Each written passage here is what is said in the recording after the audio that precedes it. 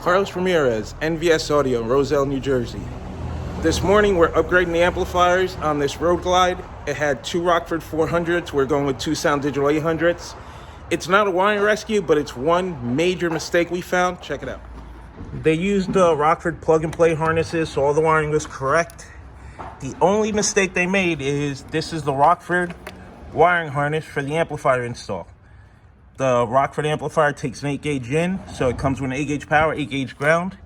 They split it through a distribution block and ran two 8-gauge power, 8-gauge grounds, jumped off one 8-gauge power and 8-gauge ground. So that's not going to be enough current for our amplifiers. We're going to have to run a 4-gauge down. Other than that, everything is perfect. We're just going to fix that one little mistake and have this up and running today. Okay, so we're pulling out the 8-gauge power wire and replacing it with 4-gauge. That way we can run both amplifiers. This cannot support 1600 watts. This can. Okay, so we went in here to double check the connections. Everything's neat, test the tape. But you see how the connectors are on there crooked? It's because they're about to fall off. So either use higher quality connectors or just solder it. Makes it easier, quicker.